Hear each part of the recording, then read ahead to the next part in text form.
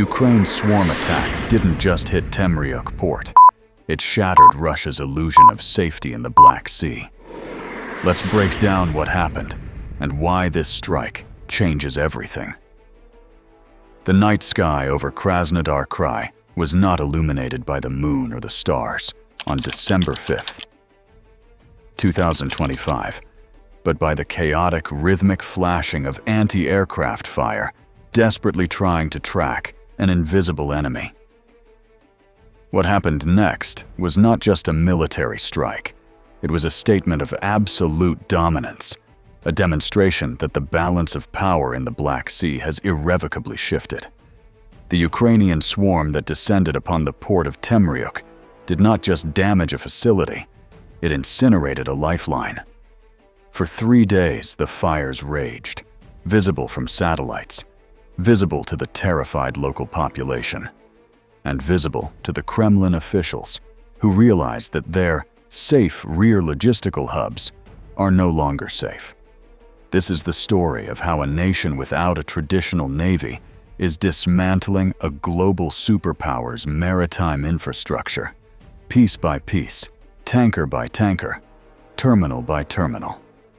To understand the magnitude of the attack on the Temryuk commercial seaport, we first have to look at the target itself. Temryuk is not just a dot on the map. Located on the Taman Peninsula, sandwiched between the Sea of Azov and the Kuban River, it serves as a critical artery for the Russian war machine. It is a hub for the export of liquefied petroleum gas, or LPG, and a transshipment point for fuel that feeds the southern front of the occupying forces in Ukraine. The specific target of this raid was the terminal operated by Maritime Nafta. This facility was the jewel of the port, a complex designed to handle hundreds of thousands of tons of gas and fuel annually. It was supposed to be secure. It was supposed to be out of reach. But in the early hours of December 5th, the Security Service of Ukraine, specifically the Elite Alpha Special Operations Unit, proved that out of reach is a concept that no longer applies to the Russian Federation. The attack was executed with surgical precision, but the scale was overwhelming. We are not talking about a single lucky drone slipping through the net. This was a coordinated swarm. Witnesses on the ground reported the distinct buzz of engines moments before the sky tore open. The Russian air defense systems, the vaunted Pantsir S-1s, and other surface-to-air missile batteries that Moscow claims are impenetrable, were saturated. They engaged, certainly, but they could not stop the inevitable. One by one, the Ukrainian drones found their marks. They didn't just hit the perimeter, they struck the heart of the facility. The fuel tanks, the loading racks, the railway cisterns waiting to be filled. The aftermath was catastrophic. According to confirmed assessments, 20 out of the 30 massive fuel storage tanks at the terminal were destroyed. That is a 70% destruction rate in a single night. Let that sink in, 70% of a major export terminal's capacity wiped out in minutes. The fire that followed was not a standard industrial accident. It was an inferno. It burned for 3 full days. Emergency crews from across the region were mobilized, but the heat was so intense, the fuel load so massive, that for the first 24 hours, they could do little more than watch it burn. The flames covered an area of over 3,000 square meters. Railway tank cars, those heavy steel beasts used to transport fuel to the front lines, were melted into slag on the tracks. The loading overpass, a complex structure of steel and pipe used to transfer fuel from land to sea, collapsed into the fire. But the destruction of Temryuk is only one chapter in a much larger, more devastating narrative that has unfolded this December. While the smoke was still rising from the Maritime Nafta terminal, the Ukrainian security services were already executing the next phase of their campaign against what is known as the Shadow Fleet. This is the armada of aging, uninsured, and often dilapidated tankers that Russia uses to bypass international sanctions and sell its oil to the world. These ships are the economic lungs of the war effort. They carry the petrodollars that fund the missiles striking Kiev and Kharkiv, and Ukraine has decided to suffocate them. Just 5 days after the Temryuk Inferno, on December 10th, the Black Sea witnessed another historic strike. The target was the oil tanker Dashan. This vessel, flying the flag of the Comoros, a common flag of convenience for the Shadow Fleet, was transiting through what it thought was the open sea, heading toward the Russian port of Novorossiysk. It was sailing with its automatic identification system, or AIS, switched off. This is a standard tactic for these ghost ships. They try to disappear electronically to avoid tracking and scrutiny. But you cannot hide from the Sea Baby. The Sea Baby is not just a naval drone. It is a predator. Developed by the SBU, these unmanned surface vessels have evolved rapidly throughout the war. They are faster, stealthier, and pack a heavier punch than anything seen in previous naval conflicts. The strike on the Dashan was executed with ruthless efficiency. As the tanker sped toward the safety of the Russian coast, a Sea Baby drone, skimming the waves just inches above the waterline, slammed into its stern. The explosion was massive. Footage released by the SBU shows the moment of impact, a flash of light followed by a shock wave that ripped through the ship's engineering section. The Dashan didn't sink immediately, but it was crippled. Its engines were dead. Its steering was gone. It was left drifting, a $30 million asset carrying $60 million worth of oil, effectively removed from the warboard. This strike was not an isolated incident. It was the third such attack in less than 2 weeks. In late November, the Shadow Fleet tankers Kairos and Virat were also hunted down and struck. This is a systematic campaign. Ukraine is not just hitting targets of opportunity, it is dismantling the entire logistical chain of the Russian oil export machine. By striking the terminals like Temryuk, where the oil is loaded, and striking the ships like the Dashan that carry it, Ukraine is creating a kill zone in the Black Sea. They are sending a message to every ship owner, every captain, and every insurance company in the world. If you carry Russian oil, if you participate in the Shadow Fleet, your ship is a legitimate military target, and we will find you. The strategic brilliance of this approach cannot be overstated. Russia has a navy. It has frigates, corvettes, and submarines. Yet, they are powerless to stop this. The Russian Black Sea Fleet has been forced to retreat, hiding in the furthest corners of Novorossiysk, terrified of the very waters they used to claim as their own. They cannot protect their merchant fleet because they cannot even protect themselves. The swarm attack on Temryuk proved that even the ports are vulnerable. The air defense umbrella has holes, and the Ukrainian drone operators know exactly where they are. They are exploiting gaps in radar coverage, using terrain masking and overwhelming tracking systems, with sheer numbers and coordinated timing. Let's go deeper into the technical aspects of the Temryuk strike. The drones used were likely long-range attack variants, designed not just for distance, but for payload capacity. To destroy a fuel tank of that size, 200 cubic meters of reinforced steel and concrete, you need a significant warhead. You need precision guidance to hit the specific structural weak points, usually the valves or the base of the tank. The fact that 20 tanks were destroyed suggests a level of accuracy that rivals the most advanced cruise missiles in the Western arsenal. This is not a spray and pray tactic. Each drone had a designated target. The coordination required to fly multiple drones hundreds of kilometers through hostile airspace, avoiding electronic warfare jamming, and arriving on target simultaneously to overwhelm the defenses, speaks to the maturity of Ukraine's drone warfare capabilities. The burning of the Maktren Nafta terminal also has immediate tactical implications for the Russian frontline troops. LPG and fuel from this terminal are not just for export. They are used to fuel the trucks, tanks, and armored personnel carriers operating in southern Ukraine. When you destroy 70% of the storage capacity at a major hub, you create a bottleneck. That fuel now has to be sourced from further away. It has to be transported by rail over longer distances, which exposes those trains to sabotage and partisan attacks. It strains an already overstretched logistics network. Every tank that burns in Temryuk is a tank that doesn't get filled in Zaporizhzhia or Kherson.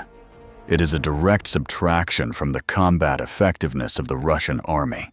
Moreover, the psychological impact of these strikes is profound. For years, the Russian population in regions like Krasnodar Krai lived with the illusion that the war was something happening over there in a foreign land. But when the sky turns orange from a burning port in their own hometown, when the windows rattle from the shock waves of exploding drones, that illusion shatters. They see that their government cannot protect them. They see that the special military operation has brought destruction to their own doorsteps. The panic that spreads on social media, the videos of the fires filmed by trembling hands and uploaded to Telegram channels, all contribute to the erosion of domestic stability within Russia. The destruction of the Shadow Fleet vessels adds another layer of pressure. Economic strangulation. Russia relies on oil revenues to finance its war. The Shadow Fleet was their workaround, their way to keep the money flowing despite Western sanctions. By physically destroying these ships, Ukraine is enforcing sanctions with high explosives. It is raising the cost of doing business with Russia to an unsustainable level. Insurance rates for ships entering the Black Sea are skyrocketing. Crew members are refusing to sail on ships heading to Russian ports because they know they are entering a war zone. If Ukraine can make the Black Sea a no-go zone for Russian energy exports, they can achieve what years of diplomatic sanctions have struggled to do: bankrupt the war effort. The attack on the Dashin is particularly significant because of where it happened. It was struck in the open sea, transiting through Ukraine's exclusive economic zone. This demonstrates that Ukraine's reach is not limited to the coast. The Sea Baby drones have the range and the seaworthiness to operate in deep water, to hunt in the shipping lanes. They are essentially autonomous torpedo boats, difficult to detect by radar because of their low profile, and difficult to hit with conventional naval guns. The Russian crews on these tankers are defenseless against them. They are sailing blind, often at night, knowing that at any moment, a drone could emerge from the darkness. We must also consider the environmental irony of Russia's Shadow Fleet. These are old, single-hulled tankers, often in poor repair, carrying hazardous materials without proper insurance or oversight. They are an environmental disaster waiting to happen. By targeting them, Ukraine is arguably neutralizing a ticking time bomb, although the risk of an oil spill from a strike is real.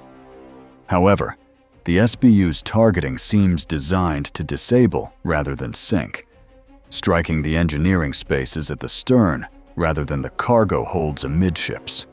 This maximizes damage to the vessel's propulsion and machinery, while minimizing the risk of a catastrophic crude oil release. It is a calculated risk, but one that Ukraine is willing to take to stop the flow of blood money to the Kremlin. the reaction from the Russian authorities has been telling. After the Temryuk attack, there was the usual silence, then the downplaying of damage. They claimed minor fires were extinguished quickly, but the satellite imagery told the truth. The fire burned for 3 days. You cannot hide a 3-day fire. You cannot hide the blackened skeletons of 20 storage tanks. You cannot hide the wreckage of the Dashan being towed back to port, its stern blown open. The denial of reality is a standard Russian tactic, but in the face of such visible destruction, it only serves to highlight their impotence. They cannot stop the attacks, so they pretend they didn't happen or that they weren't serious. But the port workers know, the sailors know, and the world knows. This campaign is the definition of asymmetric warfare. Ukraine is using relatively cheap, locally produced drones to destroy infrastructure and assets worth hundreds of millions, if not billions of dollars. A Sea Baby drone costs a fraction of the price of an oil tanker. A long-range aerial drone costs less than a single missile for a Panzer system. The exchange rate in this war of attrition is heavily in Ukraine's favor. Russia is bleeding assets that it cannot easily replace. It cannot simply build a new port terminal overnight. It cannot easily replace specialized LPG storage tanks while under sanctions that restrict access to high-tech industrial equipment. Every piece of infrastructure destroyed is a permanent scar on the Russian economy. The dominance of Ukraine in this theater is also a triumph of intelligence. To execute these strikes, you need to know exactly when the tanker will be passing a specific coordinate. You need to know exactly which tanks at the terminal are full and which are empty. You need to know the air defense radar schedules and blind spots. This implies a deep level of intelligence penetration. Whether it is through satellite reconnaissance, signals intelligence, or human sources on the ground in Russia, Ukraine sees everything. They are always one step ahead. The Russian military is reactive, swinging blindly at threats they can't see until it's too late, while Ukraine is proactive, choosing the time and place of the engagement to maximize the damage. Let's look back at the timeline. December 5. The swarm hits Temryuk. December 10. The Sea Baby hits the Dashan. In between these dates and following them, there have been relentless strikes on other infrastructure.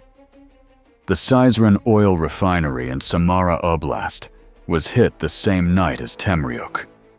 That is hundreds of kilometers deeper into Russian territory. It shows that the reach of Ukrainian drones is expanding. There is no safe harbor. There is no rear area. The entire European part of Russia is now the battlefield. The refinery at Syzran had to suspend operations. The port at Temryuk is paralyzed. The tankers in the Black Sea are burning. This is a comprehensive, multi-domain campaign designed to bring the Russian energy sector to its knees. The destruction of the Maktren naphtha terminal at Temryuk is particularly damaging because it was a modern facility. Built in 2008, it was designed to be a state-of-the-art export hub. It was the first purpose-built transshipment terminal of its kind in Russia. Its loss is a blow to Russia's modernization efforts and its prestige. It represents the destruction of Russia's economic future, not just its current war capabilities. The fire that consumed those tanks also consumed the years of investment and labor that went into building them. And with the sanctions regime in place, rebuilding such a specialized facility will be exponentially more difficult and expensive than it was to build it in the first place. Furthermore, the fire at Temryuk spread to the railway infrastructure. The destruction of the loading racks and the damage to the tracks means that even if the tanks were intact, They couldn't move the product. The logistical chain is broken at multiple points. The trains can't unload. The ships can't load. The system freezes. And while the Russians are frantically trying to repair the damage, to clear the debris and put out the fires, they have to do so under the constant threat of a double-tap strike. They know that the drones can come back at any moment. This fear paralyzes the recovery efforts. Workers are afraid to go to the site. Contractors are demanding hazard pay or refusing the jobs entirely. The strategic narrative here is clear. Ukraine holds the initiative. Russia is on the defensive, reacting poorly to a threat it failed to anticipate and cannot counter.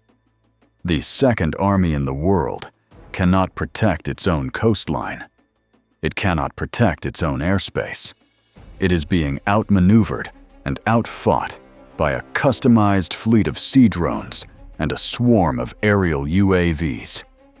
This is the future of naval warfare, being written in real time in the Black Sea. The age of the massive battleship is over. The age of the drone swarm has arrived, and Ukraine is its master. The world is watching this shift. Military analysts in Washington, London, and Beijing are studying these strikes. They are seeing how a smaller nation can deny sea control to a larger power. They are seeing how economic warfare can be waged kinetically by physically destroying the means of export. The destruction of the Shadow Fleet is a case study in modern interdiction. It is not about blockades with warships. It is about precision strikes that make the voyage too expensive and too dangerous to undertake. As we look at the footage of the Deshan drifting smoke-filled in the Black Sea and the charred remains of the Temryuk terminal, we are witnessing the dismantling of the Russian war economy. The fuel that powers the invasion is literally going up in smoke. The petrodollars that pay the soldiers are sinking to the bottom of the sea. Ukraine is not just winning the battle for the Black Sea, it is rewriting the rules of engagement. The swarm has arrived, and it is hungry. The Shadow Fleet is being hunted to extinction, and the flames over Temryuk are a beacon, signaling to the world that Ukraine is the dominant force, and the end of Russian maritime impunity is here. This dominance extends beyond just the physical destruction. It is a dominance of the information space. Every strike is recorded. Every fire is documented. The SBU releases the footage, often set to music, mocking the Russian defenses. This psychological warfare is devastating to Russian morale. It humiliates the Kremlin leadership. It shows their weakness to the world. Putin can give speeches about red lines and doomsday weapons, but he cannot stop a Ukrainian drone from blowing up a tanker in his own backyard. The contrast between the rhetoric of the Russian leadership and the reality on the ground, or in this case, on the water, has never been starker. The Temryuk attack also highlights the failure of the Russian intelligence services. They failed to detect the preparation for such a massive swarm attack. They failed to warn the port authorities. They failed to position adequate air defenses around a critical strategic asset. It is a systemic failure at every level, and this failure is being exploited ruthlessly by Ukraine. The Ukrainian planners know that the Russian military is rigid, hierarchical, and slow to adapt. They are using that slowness against them, striking, moving, and striking again before the Russians can even process what happened. Consider the specific geography of the Temryuk Port. It is on the Sea of Azov, a body of water that Russia considers an internal lake. They control both sides of the Kerch Strait. They occupy the Ukrainian coast of the Azov Sea. For a Ukrainian drone swarm to penetrate into this secure zone and wreak such havoc is a massive embarrassment for the Russian military. It proves that there is no sanctuary. If they can hit Temryuk, they can hit Rostov-on-Don. They can hit Taganrog. The entire Azov coastline is vulnerable. This forces Russia to pull air defense assets back from the front lines to protect these rear areas, which in turn makes their frontline troops more vulnerable to Ukrainian air and missile strikes. It is a dilemma with no good solution for Moscow. The fire at Temryuk was so intense that it reportedly disrupted navigation in the nearby channels due to the thick black smoke. This affects not just the military logistics, but the general commercial traffic in the region. It creates chaos. And chaos is an ally of the defender. By sowing chaos in the Russian rear, Ukraine is buying time and space for its troops on the front lines. They are disrupting the rhythm of the Russian operations. A commander in Zaporizhzhia calling for fuel supplies is told, "Wait, the terminal is burning." That delay can be the difference between holding a position and losing it. The economic fallout will be felt for months. The Maktren Nafta terminal handles hundreds of thousands of tons of cargo. That revenue stream is now cut off. The cost of repairs will be astronomical, assuming they can even get the parts. The environmental cleanup costs will be significant. And the reputational damage to Russia as a reliable energy supplier is permanent. Who wants to buy gas from a terminal that might explode tomorrow? Who wants to insure a ship that is a prime target for a drone swarm? The risk premium for dealing with Russia is becoming prohibitive. This events of early December 2025 mark a turning point in the naval and economic war. The incineration of the Temryuk fuel terminal and the crippling of the Shadow Fleet tankers are not just tactical victories. They are strategic game changers. Ukraine has demonstrated the capability to project power far beyond its borders, to strike with impunity at the heart of the Russian war economy, and to dominate the Black Sea through innovation and courage. The Russian Shadow Fleet is no longer a ghostly armada operating in the dark. It is a series of burning wrecks, a testament to the reach and resolve of the Ukrainian forces. The message is clear. The sea belongs to those who can control it, and right now, control belongs to the Ukrainian swarm. The Shadow Fleet isn't just damaged, it's collapsing. And if Ukraine keeps hitting ports and tankers like this, Russia's entire war economy is at risk. Let's see what happens next.